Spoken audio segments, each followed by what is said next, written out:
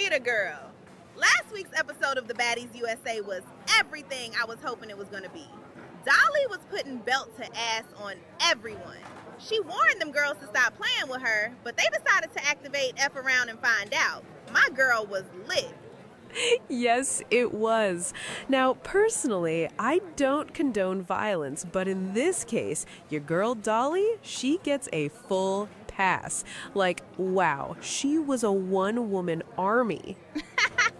Yes! This episode was an epic one, and I told y'all Dolly was not playing this round. She warned everyone to stop playing in her face or she was going to react. And she did exactly what she said she was going to do. Period. That's true, and I clocked that. But if we are being totally honest, Dolly did have quite a few belt-to-ass moments on that bus.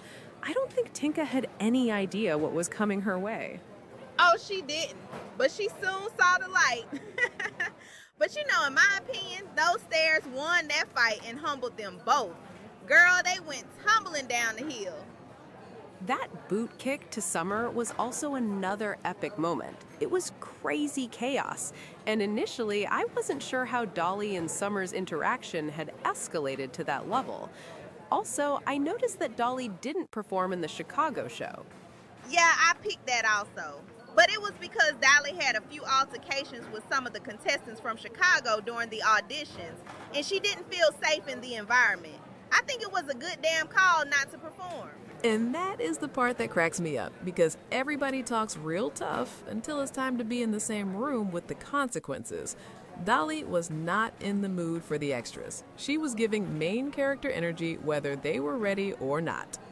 Exactly. And the way the bus turned into a mobile UFC event, I said, okay, Detroit, you ain't even on the screen yet, but the spirit already arrived. Somebody should have handed out seatbelts and liability waivers at the door. Also, can we talk about how that whole booking was clearly set up like, come on down, bring your attitude, we got a stage, some lights, and a nice open area for you to swing. It felt like they booked a venue and then booked the fight right after. Girl, yes.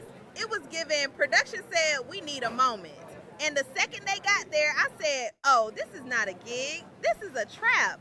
This is a decorative ambush with a guest list. And I'm not even mad at a little mess, but it's the way everybody acted surprised when it popped off. Like, ma'am, why did you put on lashes, heels, and a grudge for a performance? That's not wardrobe, that's intention. That part. And then Summer, bless her heart, she don't know when to stop poking the bear. You can't be talking spicy all season then act shocked when Dolly treats you like a walk-up appointment. Now here's where it went left for me. Summer bringing her family to the event to fight Dolly? That's not backup, that's a group project. I said, oh, you brought relatives. We're doing family reunions with side quests now? I was screaming. Because why do it feel like she RSVP +6 to violence? Like, this is Detroit, not Thanksgiving dinner.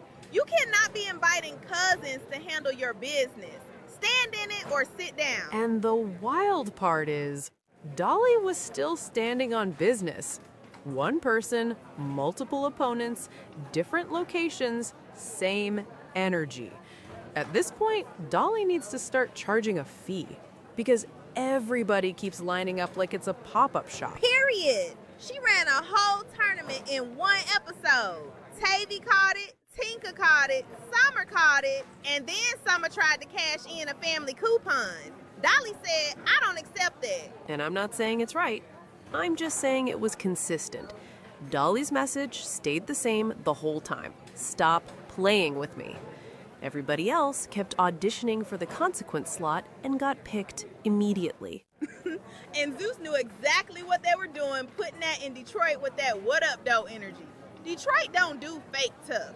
You better come correct or don't come at all. Summer came with a whole support staff and still got checked. So yeah, overall it was entertaining, it was chaotic, it was loud, and it was definitely staged in the way reality TV loves to be staged. But the reactions were real enough. Next episode, though, I need somebody to bring peace, or at least bring a rule book, because right now the only rule is don't get caught lacking.